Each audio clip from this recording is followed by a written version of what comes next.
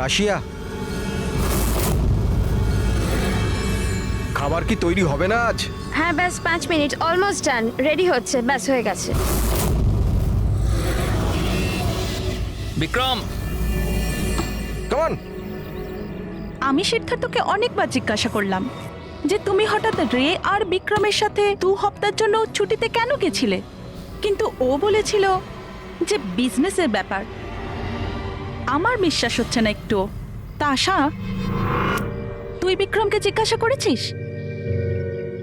হ্যাঁ জিজ্ঞাসা করেছিলাম, তার এই উত্তর দিল। ও তোকে আবার মেরেছে? তাশা, তোর এটা মনে হচ্ছে না যে বিক্রম মরে গেলে ভালো হয়?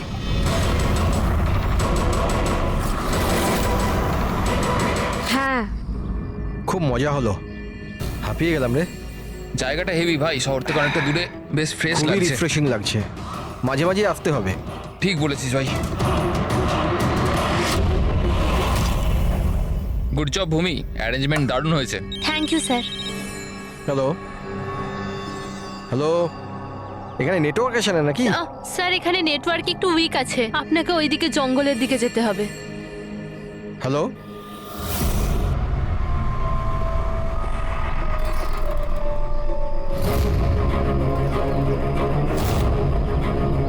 হ্যালো, দূর নেটওয়ার্ক কেন আসছে না? হ্যালো,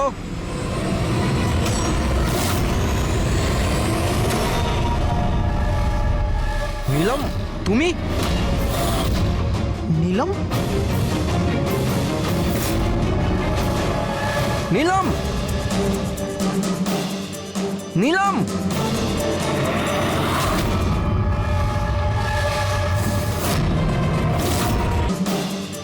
নীলম,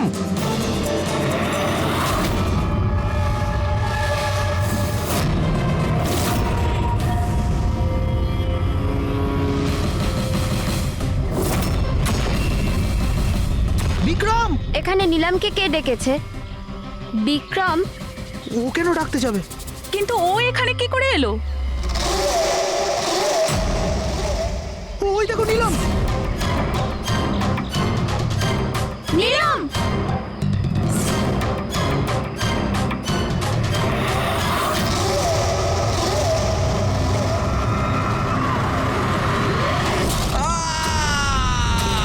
বিক্রমের চিৎকার এটা।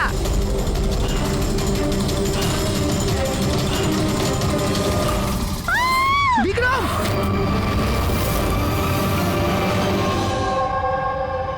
তোমরা সবাই বলতে চাইছো যে বিক্রমকে এখানে নীলম ইচ্ছে করে ডেকেছিল যাতে ওকে সহজেই মারতে পারে, তাই তো?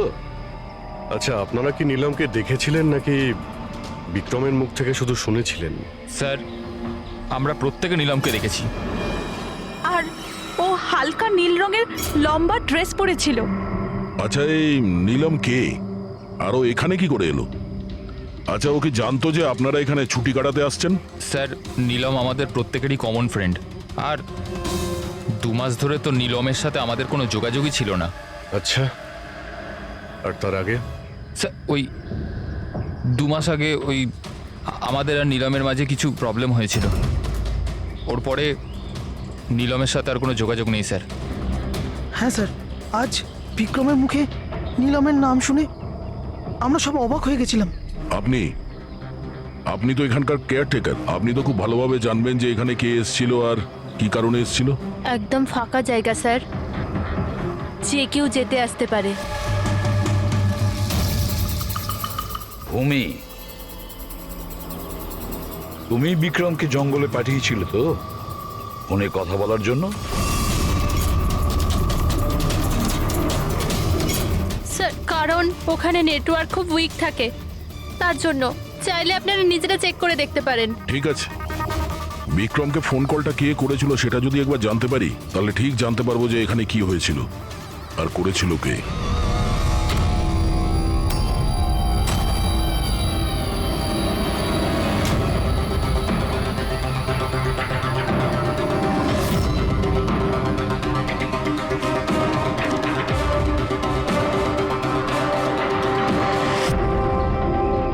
রেডি? এর উপরে ওঠো। এই নাও।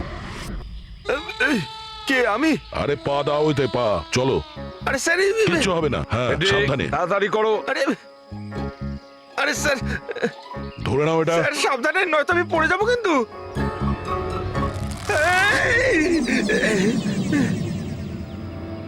স্যার এরা হয়তো মেয়েটার নাম বলছে, কিন্তু এদের কথায় বিশ্বাস করা একটু মুশকিল।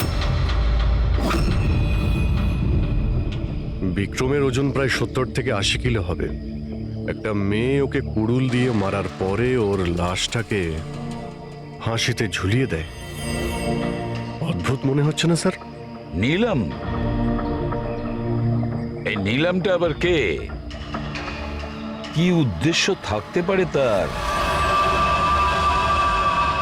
স্যার বিক্রমের কাছে একটা আননোন নাম্বার থেকে ফোন এসেছিল। সেই নাম্বারটা ট্রেস তো হচ্ছে না, বোধহয় সিম কার্ডটা ডিস্ট্রয় করে ফেলেছে। হ্যাঁ স্যার, ওই ভূমি কেয়ারটেকার, ওর আচরণও কেমন যেন সন্দেহজনক। ঠিক আছে, দেখা যাক। নিলামের সঙ্গে দেখা করি আগে। এক্সকিউজ মি, এটা কি নিলামেরই বাড়ি? হ্যাঁ, এটা নীলমেরই তো বাড়ি, আর আমি ওর মা হই। আপনারা কারা? আমরা সিআইডি থেকে।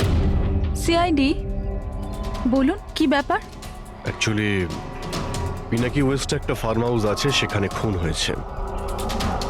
ওখানে যারা ছিল তারা এটা বলছে যে ওখানে নিলামকে দেখেছিল। কি? তাহলে আপনারা এটাই বলতে চান যে নীলম কাউকে খুন করে দিয়েছে, আর আপনারা ওর বাড়িতে ওর সাথে দেখা করতে এসেছেন? হ্যাঁ।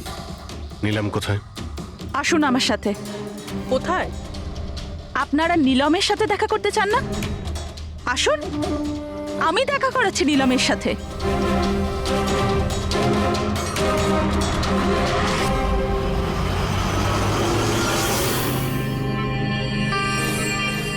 এই যে আমার নীলম, দেখছেন আপনারা এর অবস্থা? মেশিনের দ্বারা জীবিত আছে, শুধুমাত্র চোখ ছাড়া এর শরীরের কোনো অংশের কোনো প্রতিক্রিয়া নেই। আর আপনারা বলতে চাইছেন যে যে এই মেয়েটি কারোর খুন করে দিয়েছে?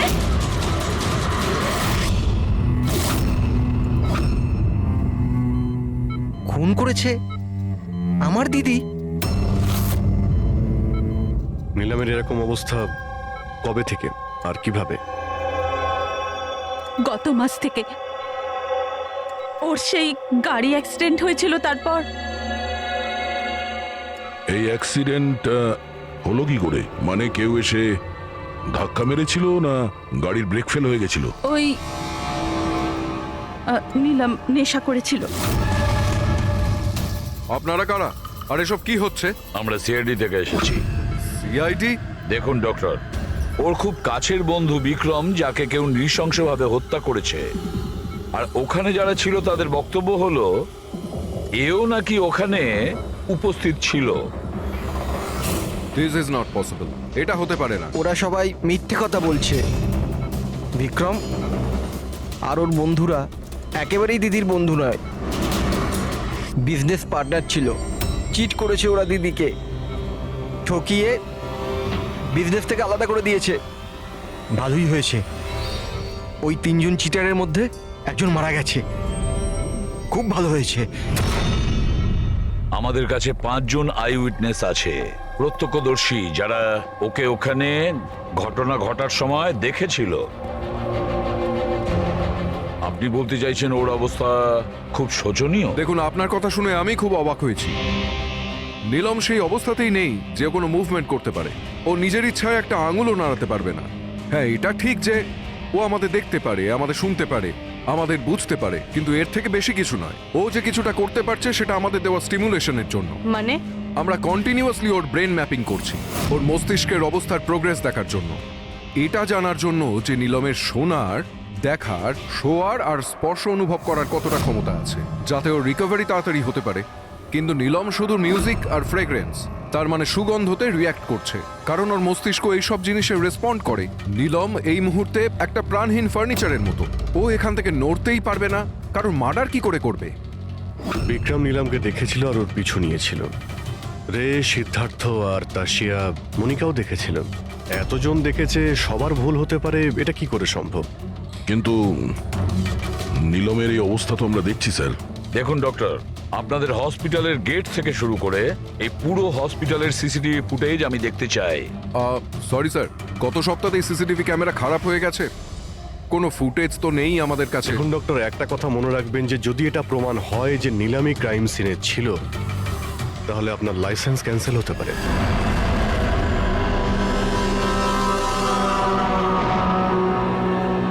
এবার ডক্টর সারিকাকে দিয়ে ওর ভালো করে এক্সামিন করাতে হবে। এই পরিস্থিতিতে দুটো ব্যাপার হতে পারে। হতে পারে এই নীলম নাটক করছে, কিংবা ওর মতো দেখতে কেউ আছে, আর এতজনে দেখেছে, সবার চোখে তো আর ফাঁকি দিতে পারবে না। স্যার, আমার মনে হচ্ছে পুরবি আর ফ্রেডিকে একে লক্ষ্য রাখার জন্য এখানেই থাকা উচিত। তাহলেই জানা যাবে ও বিছানা থেকে উঠতে পারে কিনা। পুরবি, হেড্রিক, এই করিডোর থেকে শুরু করে আর ওর ঘর অবধি খুব ভালো করে খেয়াল রাখবে। ভালো তো লাগছে না ওকে এই অবস্থায় দেখতে, কিন্তু তবু আমাদের ওর ফিঙ্গারপ্রিন্টস আর ফুটপ্রিন্টস নেওয়া দরকার। আর তাছাড়া নীলামের ভাই আর মা ছাড়া ওখানে আর কে কে আসেন ওর খোঁজ নিতে, ওর সঙ্গে দেখা করতে, সেটাও দেখতে হবে।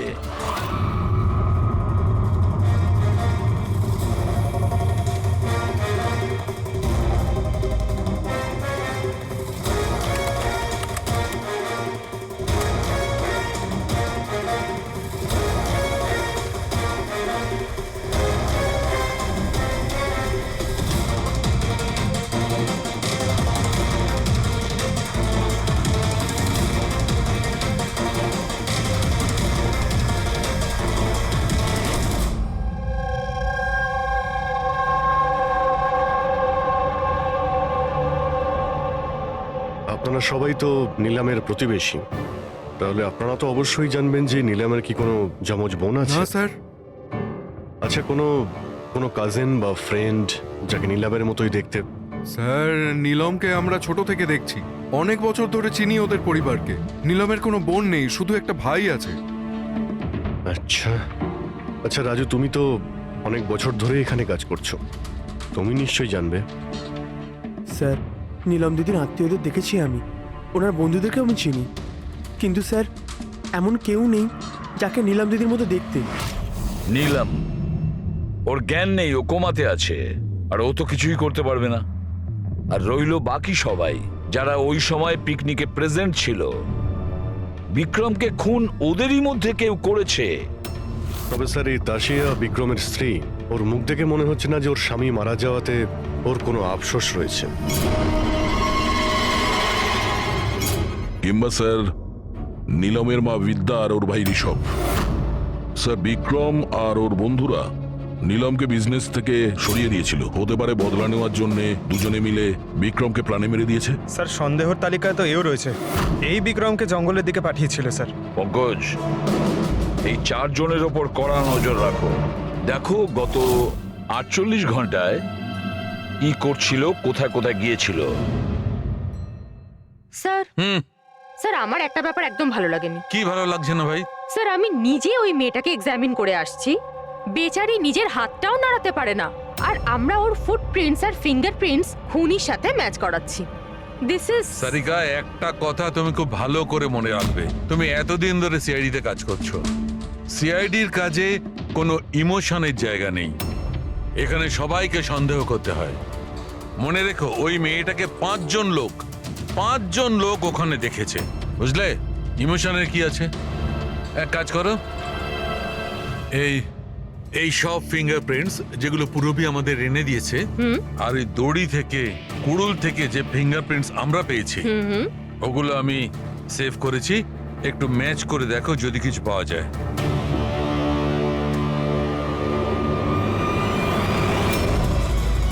গড, এটা তো ম্যাচ হয়ে গেছে। ম্যাচ হয়ে গেছে।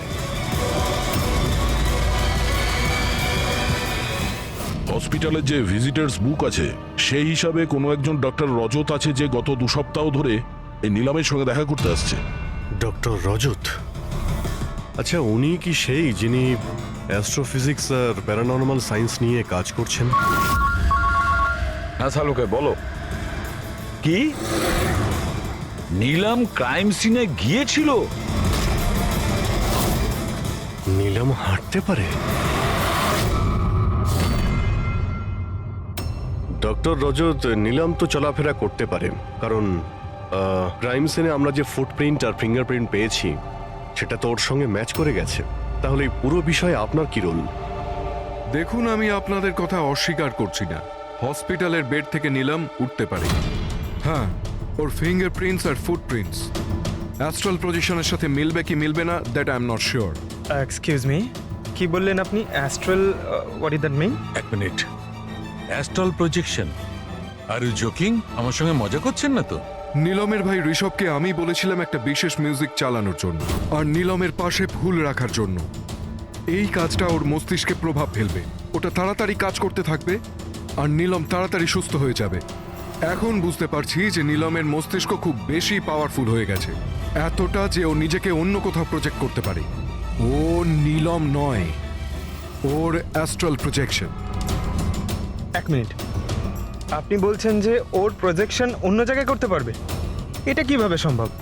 দেখুন, অ্যাস্ট্রাল প্রজেকশনকে যদি খুব সাধারণভাবে আপনাকে বোঝাই তাহলে সেটা এইভাবে। দেখুন, যেমন মরার পরে মানুষের আত্মা তার শরীর থেকে আলাদা হয়ে যায়, ঠিক একই রকম জীবিত মানুষের চেতনাকেও ফিজিক্যালি বাইরে বের করা সম্ভব। আর যেমন আমি বুঝি যে নীলমের কেসেও এরকমই কিছু হয়েছে। দেখুন ডক্টর রজত, সায়েন্সে এমন কোনো প্রমাণ নেই যাতে এই কথাটা কনফার্ম হতে পারে যে শরীর থেকে আত্মাটাকে বাইরে বার করা যায়। আর আপনার থিওরি অনুযায়ী একটা 40-45 কিলো ওজনের একটা মেয়ে যে কোমায় রয়েছে, সে একজন 85 কিলো ওজনের একটা লোককে দড়িতে ঝুলিয়ে দিয়েছে। তার মানে আপনারা আমার কথা বিশ্বাস করছেন? তাহলে আপনারাই বলুন, এক হাত পায়ে অক্ষম মেয়ে যে হাসপাতালের বেডে পড়ে আছে, সে একই সময় দুটো আলাদা আলাদা জায়গায় কিভাবে থাকতে পারে? থ্যাংক ইউ ভেরি মাচ, সেটা আমরা খোঁজ নিয়ে নিচ্ছি।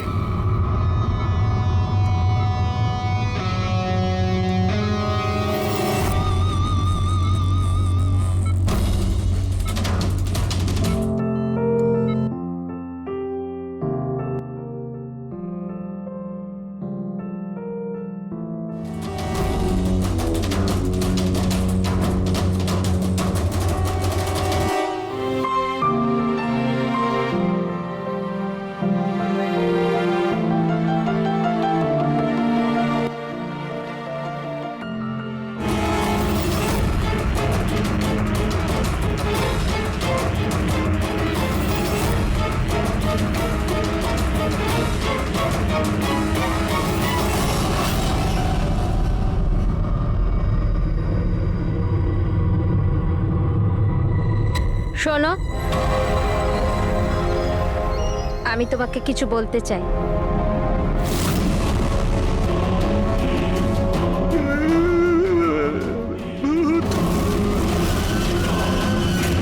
আরে এই মাত্র তো ছিল।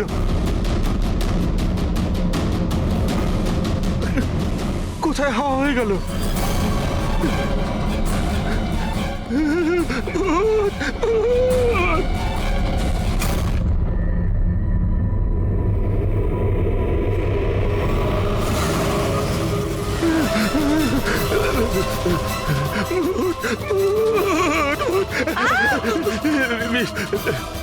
ওখানে ভূত। কোথায়? পুরবি, আমি ওকে নিজের চোখে দেখেছি, ওখানে দাঁড়িয়ে ছিল। হঠাৎ করে উধাও হয়ে গেল। কিন্তু নীলম তো এখানেই ছিল, এখান থেকে ওঠেও নি। এই নীলম একই সময় দু জায়গাতে?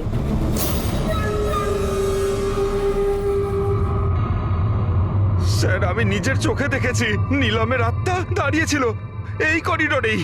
স্যার, ওর রুমেই ছিল। ঋষভ মিউজিক অন করে ফুল রেখে শুতে চলে গেছিল। এরকম প্রথমবার হয়নি স্যার, আমি দেখেছি। স্যার, ওর বডি এখানেই থাকে আর ও বাইরে ঘুরে বেড়ায়। দেখলেন, আমি আপনাদের আগেই বলেছিলাম, মিউজিক আর ফুলের জন্য ওর নার্ভের সক্রিয়তা বেড়ে যায় আর সেই অবস্থায় ওর আত্মা শরীরের বাইরে চলে যায়। Astral projection. Astral projection? হ্যাঁ। ঋষভ, ভেতরে যাও, গিয়ে মিউজিক চালাও, যেটা তুমি তোমার বোনকে শোনাও, আর ওই ফুল সেটাও রাখো। হ্যাঁ স্যার। এবারে দেখবো।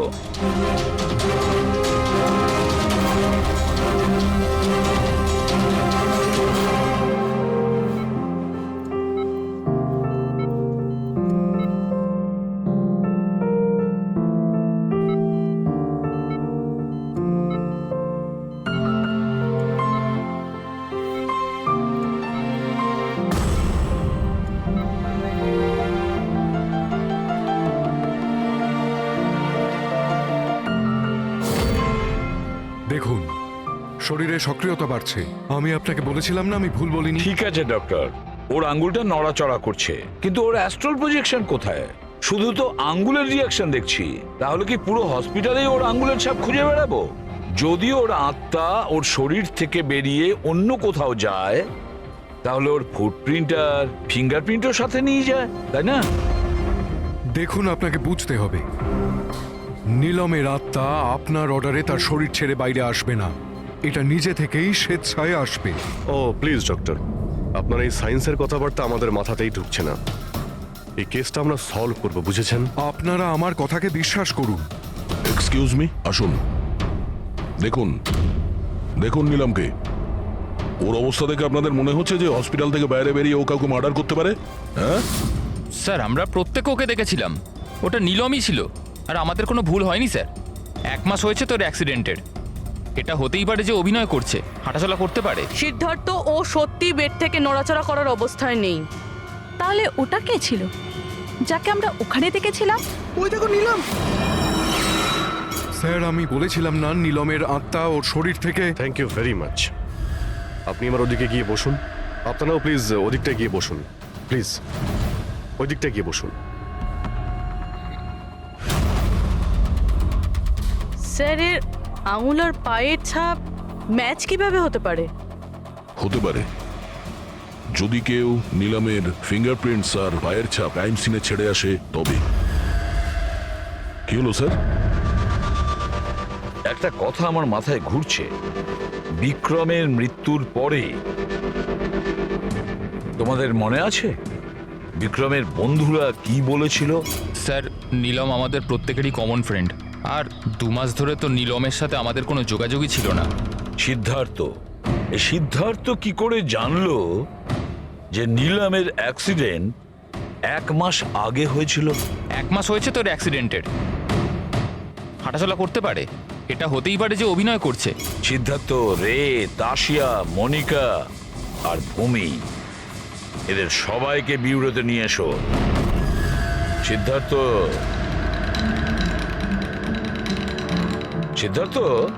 Yes sir. নীলমের সঙ্গে শেষ কবে দেখা হয়েছিল? স্যার, আমি তো বলেইছিলাম, প্রায় 2 মাস আগে। আসলে হয়েছে কি, একটু ভুলে যাই, বয়স হচ্ছে তো। 2 মাসের মধ্যে যখন দেখা হয়নি, তাহলে নীলমের অ্যাক্সিডেন্টের ব্যাপারে তুমি কিভাবে জানলে? স্যার, ঠিকঠাক তো মনে নেই, কিন্তু কথায় কথায় বিক্রমই বলেছিল আমাকে। তোমরা বিজনেস পার্টনার ছিলে, তাই ও মারা যাওয়াতে সব থেকে বেশি লাভ তো তোমাদেরই হয়েছে। স্যার, বিজনেস পার্টনার ছিলাম, খুনি নয়। আর ও বন্ধু ছিল আমাদের। ওর ব্যাপারে আমরা এসব ভাবতেই পারি না। যদি লাভের কথা বলেন তো বিক্রমের মৃত্যুর লাভ তো সবচেয়ে বেশি ওর ওয়াইফ তাশিয়ারই হয়েছে। বিক্রমের মৃত্যুর পর আপনার প্রতি হওয়া অত্যাচার কমে গেল। এটা ছাড়া আর কোনো সুবিধা পেয়েছেন আপনি? হ্যাঁ, বিক্রম চলে যাবার পর আমার আর ভয় লাগে না, আর আমি বেশ ভালোই আছি। কিন্তু আমি বিক্রমকে মারিনি। নীলমকে চেনেন আপনি? আমি নীলমকে একদমই চিনি না। 25শে জুলাই যেদিন নিলামের অ্যাক্সিডেন্ট হয়, সেই সময় তোমরা কোথায় ছিলে?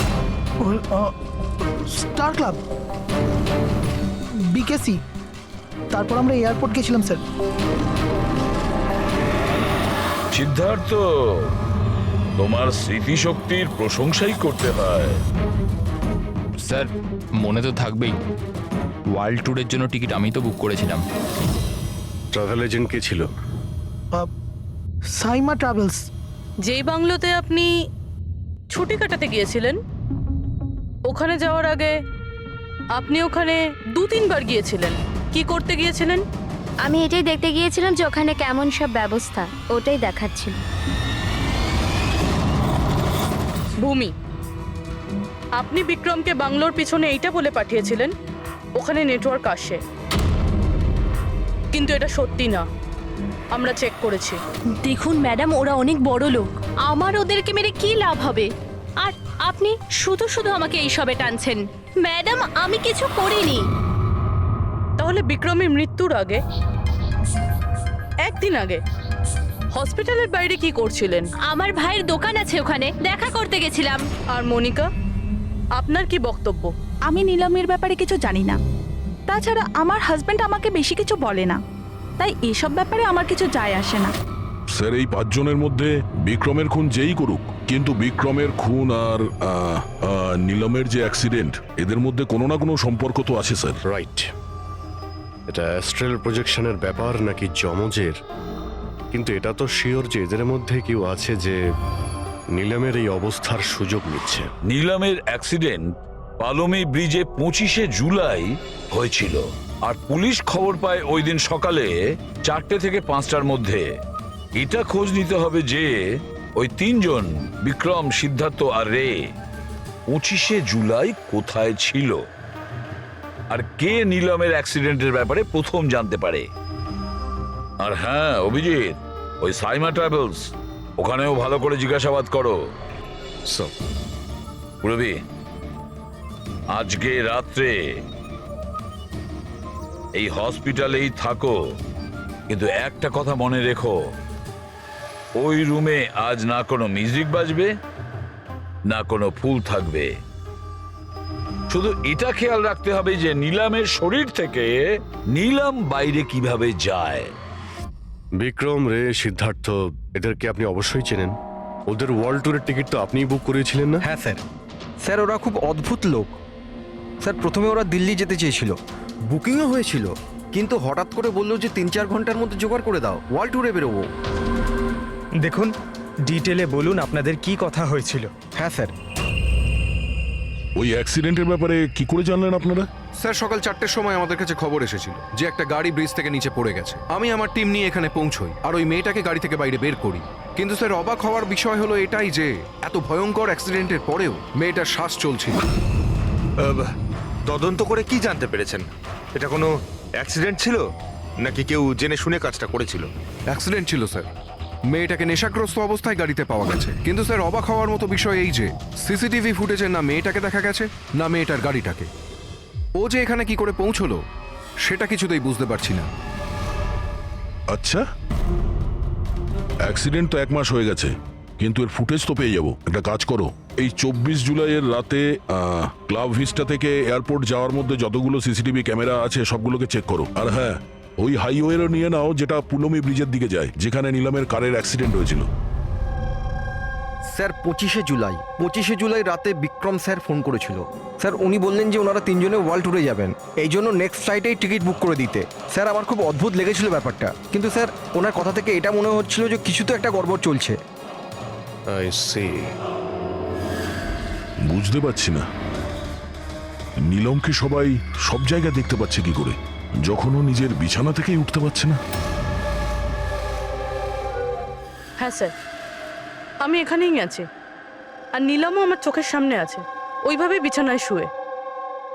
আর এই নীলমের মতন দেখতে মেয়েটাকেও দেখতে পাইনি, সবকিছু নর্মাল।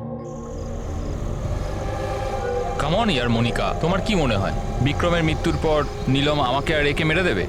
আরে রিল্যাক্স ইয়ার, রে আমার সাথেই আছে, কিচ্ছু হবে না, আমরা বাড়িতেই আসছি।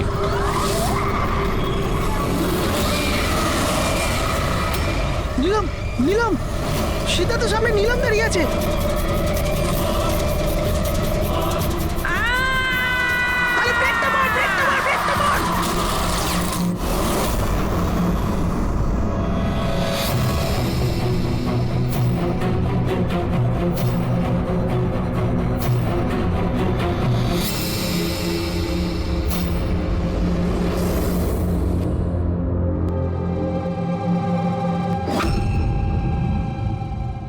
হোটেল থেকে এয়ারপোর্ট পৌঁছতে কমপক্ষে 2 ঘন্টা লাগে।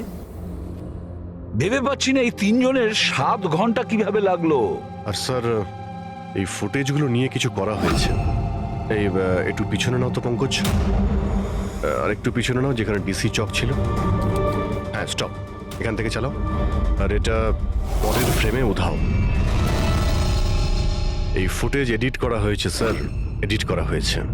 পুলমি ব্রিজের দিকে যাওয়ার রাস্তার সমস্ত সিসিটিভি ফুটেজ তো আমরা চেক করেছি।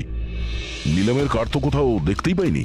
আর যদি নিলাম এই রাস্তা দিয়ে না যায় তাহলে ওর গাড়ি ওখানে ওই পুলমি ব্রিজের নিচে কি করে গেল? স্যার মনে হচ্ছে নিলামের সঙ্গে ওখানেই কিছু হয়েছিল, যেখান থেকে ফুটেজে গাড়িটা উধাও হয়েছে। পুলিশের রিপোর্ট অনুযায়ী নিলামের অ্যাক্সিডেন্ট হয়েছিল 25 তারিখ সকালে 4টে থেকে 5টার মধ্যে, মানে অ্যাক্সিডেন্টটা 24 তারিখ রাত্রে হয়েছিল। যে ট্রাফিক পুলিশ ওই সময় ডিউটিতে ছিল আর সার্ভিলেন্স কপস ডিউটিতে ছিল, ওদের সাথে কথা বলতে হবে। Hello, what? এখন কোথায়? ওকে, ঠিক আছে, আমরা আসছি। স্যার এই সিদ্ধার্থ আর রের গাড়ির অ্যাক্সিডেন্ট হয়েছে। কি? ওরা এখন ব্লু হেলথ কেয়ার হসপিটালে রয়েছে। হয়ে যাবে। দেখুন, জানি না। আমরা আমাদের তরফে সম্পূর্ণ চেষ্টা করেছি, কিন্তু এখন পেশেন্টকে বাঁচানো খুব মুশকিল। কি হলো? কিভাবে অ্যাক্সিডেন্ট হলো? কি করে মানে? এইসব নিলামের জন্যই হয়েছে। এইসব নিলাম করেছে। এটা আপনি কি করে জানলেন? আমি ফোনে শুনেছিলাম। রে সিদ্ধার্থকে বলল যে সামনে রাস্তায় নিলাম দাঁড়িয়ে আছে। নিলাম? সিদ্ধার্থ সামনে নিলাম দাঁড়িয়ে আছে? ওরা দুজনেই খুব ভয় পেয়ে গেছিল। পুরবি তুমি নিলামের কাছেই ছিলে তো? স্যার, স্যার নিলাম হসপিটালেই ছিল। ওর বাইরে যাওয়ার প্রশ্নই ওঠে না। আপনাকে এই অ্যাক্সিডেন্টের খবর কে দিয়েছে? 12:30টার সময় কারো ফোন এসেছিল, কিন্তু ফোনেতে নিজের নামটাও বলেনি। আমরা যখন অ্যাক্সিডেন্ট স্পটে পৌঁছলাম, কারটা তখন পাল্টি মেরে রাস্তার নিচে পড়েছিল। ভেতরে সিদ্ধার্থ রক্তে মাখামাখি হয়েছিল, আর রের শরীরটাও জানলা দিয়ে অর্ধেক ঝুলেছিল। এক কাজ করি, সিদ্ধার্থ আর রে দুজনের মেডিকেল রিপোর্ট আর ওই গাড়িটাকে নিয়ে ফরেন্সিক ল্যাবে পাঠিয়ে দাও। এখানে সব জায়গায় পুলিশ প্রহরা আছে স্যার, সব বন্দোবস্ত হয়ে গেছে স্যার। Very good. আর আশপাশের সমস্ত রাস্তায় ব্যারিকেড লাগিয়ে দাও, ঠিক আছে? কেউ যেন আসতে যেতে না পারে। Over and out. একটা গাড়িও যেন দিক দিয়ে না যেতে পারে। হ্যাঁ স্যার। যারা হেঁটে হেঁটে যাবে তাদের বলে দাও অন্য রাস্তা দিয়ে যেতে। কাল সকালবেলা এখান দিয়ে ভিআইপির একটা বড় কনভয়ে যাবে, আর ভেতর থেকে আমরা খবর পেয়েছি যে ওই কনভয়ের মধ্যে একটা গন্ডগোল হতে চলেছে। কারোর ওপর যদি একটুও সন্দেহ হয় সঙ্গে সঙ্গে আমাকে জানাবে। সব সিসিটিভি ক্যামেরা জাজ হয়ে গেছে, সব ঠিকঠাক কাজ করছে। গুড।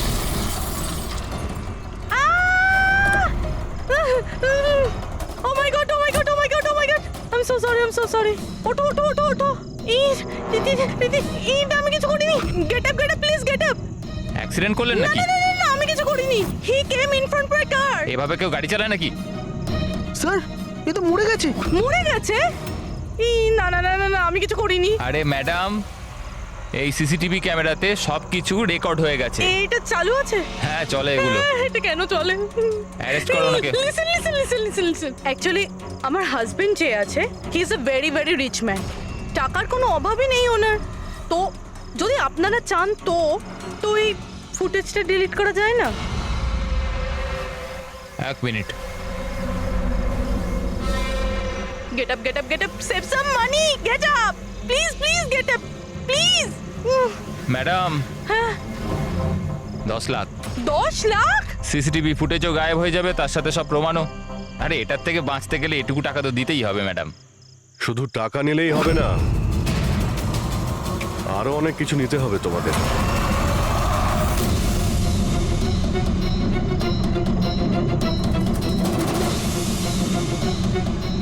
স্যার, তোমরা জানো তোমাদের ডিউটি আজকে এখানে কেন ছিল? কারণ আমরা জানতে চেয়েছিলাম যে 24শে জুলাই রাত এখানে কার ডিউটি ছিল আর কে টাকা নিয়ে অপরাধীদের ছেড়ে দিয়েছিল। তোমার মতো লোকের পুলিশে থাকার কোনো অধিকার নেই। এবার পরিষ্কার করে বলো, সেই রাতে কি হয়েছিল? তাহলে তোমরাই কি ওই সার্ভেলেন্সের ফিল্মটা এডিট করেছিলে? স্যার, ওরা বড্ড প্রেশার দিচ্ছিল। আরে ওরা বড় বড় বিজনেসম্যান। স্যার, ওদের হাত অনেক ওপর অবধি। চুপ করো, পরিষ্কার করে বলো কি হয়েছিল। স্যার, ওই রাত্রির প্রায় 2:30-টের সময় বিক্রম, রে আর সিদ্ধার্থর গাড়িটা নীলমের গাড়িটাকে ধাক্কা মারে। আর ওদের মনে হলো যে মেয়েটা মরে গেছে। ওরা বড্ড ঘাবড়ে গেছিল স্যার। ওরা শুধু আমাদেরকে এটুকুই করতে বলেছিল যে এই সিসিটিভি ফুটেজের ওদের অংশটুকু যেন আমরা বাদ দিয়ে দিই, বাকি মেয়েটা আর ওই গাড়িটার ব্যবস্থা ওরা নিজেরাই করে নিতে পারবো বলেছিল। স্যার, সেই জন্য নীলম প্রতিশোধ নিচ্ছে। যখন ওর অ্যাক্সিডেন্ট হয় এরা তিনজন ওকে এখানেই ফেলে গেছিল। নিলাম নয়, অন্য কেউ, যে রে, সিদ্ধার্থ আর বিক্রান্তের উপরে প্রতিশোধ নিচ্ছে।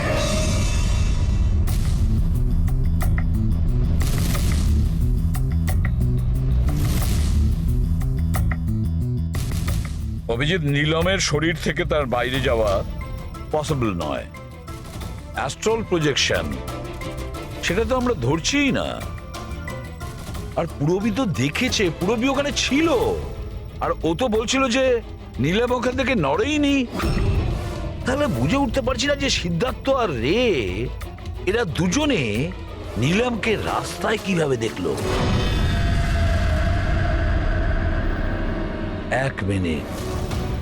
এক মিনিট, এই নীলম একই সময় নিজের রুমে আর হসপিটালের করিডোরেও তো দেখা গিয়েছিল। 1 মিনিট বস, এই যে গাড়িটা নীলমকে হঠাৎ দেখে ঘাবড়ে গিয়ে উল্টে যায়নি, বরং এই গাড়িটাকে অ্যাক্সিডেন্ট করানো হয়েছে। এত জোরে ধাক্কা মেরেছে যে ওদিকে দরজাটা তো পেরিয়ে গেছে। ইচ্ছে করে জেনে বুঝে কোনো গাড়ির সঙ্গে এটাকে ধাক্কা লাগানো হয়েছে। স্যার, সিদ্ধার্থ আর রের অ্যাক্সিডেন্ট একটাই গাড়িতে হয়েছে, কিন্তু ওদের মেডিকেল রিপোর্টস কিছুতেই ম্যাচ করছে না। কি?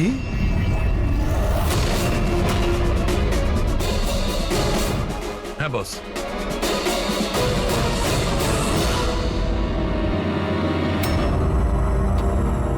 এই পুরো রহস্যটা কি? এটা কি বলতে চাইছে? ফিঙ্গারপ্রিন্টস আর ফুটপ্রিন্টস ম্যাচ করা, দুটোই তো অ্যাক্সিডেন্ট। আর সারিকা বলছে যে সিদ্ধার্থ আর রের মেডিকেল রিপোর্ট ম্যাচ করছে না। এই পুরো ব্যাপারটা আসলে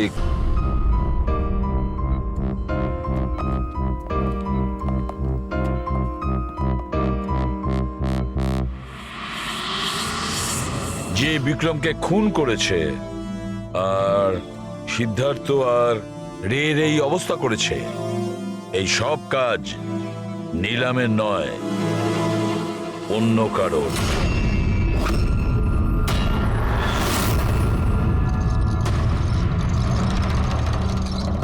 রে তোমার যেখানে অ্যাক্সিডেন্ট হয়েছিল সেখানে সিআইডির অফিসাররা গিয়েছিল। আর তাছাড়া তোমার গাড়ির কন্ডিশন আর তোমাদের মেডিকেল রিপোর্টও চেক করা হয়েছে। ওটা খুব সাংঘাতিক অ্যাক্সিডেন্ট হয়েছিল। দেখো সিদ্ধার্থর কিরকম অবস্থা। কিন্তু একটা জিনিস দেখে ভালো লাগছে, এত বড় অ্যাক্সিডেন্ট, এত সাংঘাতিক অ্যাক্সিডেন্ট যেখানে সিদ্ধার্থর এরকম অবস্থা, সেখানে তোমার তো শুধু এত সামান্য আঘাতটা লেগেছে কিভাবে? আচ্ছা, এই অ্যাক্সিডেন্টটা হলো কিভাবে? আসলে ওই আমি রাস্তাতে নীলমকে দেখেছি, আর এই কথাটাই আমি সিদ্ধার্থকে বলেছি। ওই ভয় পেয়ে গাড়ি টার্ন করতে গেল, গাড়ি স্পিডে ছিল তো কন্ট্রোল হলো না, আর গাড়ি উল্টে গেল। না না না না না, মিথ্যে কথা বলছো তুমি। তোমার গাড়ি উল্টে যায়নি, অন্য গাড়ি এসে তোমাকে ধাক্কা মারে। কে?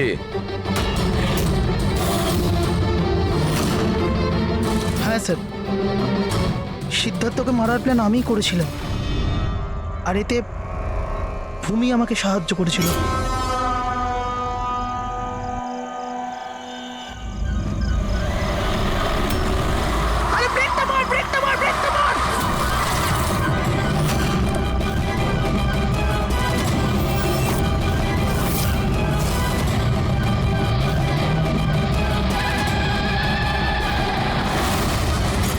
ভূমিকে আমরা ভুল সন্দেহ করিনি।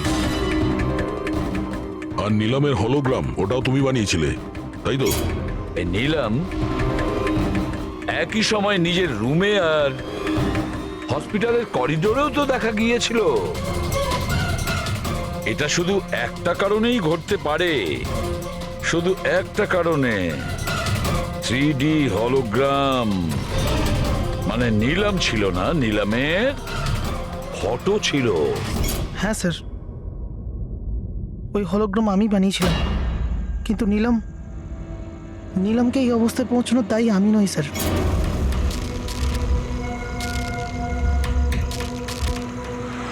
এই নিলাম আমাদের ডিসি চকে কেন ডাকলো? ও আমার উপর লিগ্যাল অ্যাকশন নেবার কথা ভাবছে, কিন্তু আমি ওকে 1 টাকাও দেবো না। ওর হিসেব আমি আজকে একদম শোধ করে দেবো।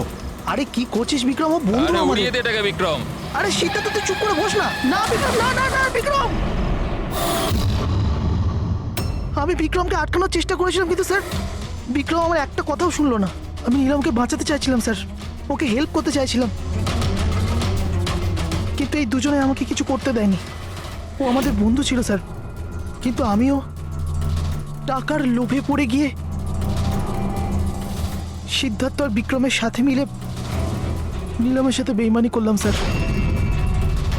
ওকে বিজনেস থেকে বের করে দিলাম, আর ওকে মরার জন্য ছেড়ে দিয়ে আমরা 3 জন ওয়ার্ল্ড ট্যুরে চলে গেছিলাম।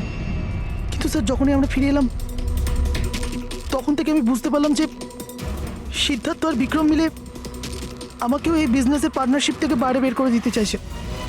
কিন্তু এর আগে এই দুজন নীলমের মতো আমার সাথেও বেইমানি করে। আমি এই দুজনকে আমার রাস্তা থেকে সরানোর প্ল্যান করলাম, আর নীলমের সাহায্য নিয়ে ওদেরকে ভয় পাওয়াতে শুরু করি। তাহলে এই বাংলোতে ছুটি কাটানোর আইডিয়া তোমারই ছিল? হ্যাঁ, ওখানে আমি দুজনকে রেখেও ছিলাম বিক্রমকে মারার জন্য। আমি যা করেছি আমার আফসোস নেই স্যার। নীলমের এই অবস্থাতে আমার পরিচয় গোপন করে ওকে টাকা দিয়ে সাহায্য করছিলাম। জেল যাওয়ার পর এটাই চাইবো যে ওর চিকিৎসায় যেন কিছু কম না হয়। আর ভূমি আমার অফিসে কাজ করতো স্যার, এই জন্য আমি জানতাম যে ও আমার সঙ্গ দেবে। আর আমি ভূমিকে ব্যবহার করেছি নীলমের 3D হলোগ্রাম লাগানোর জন্য।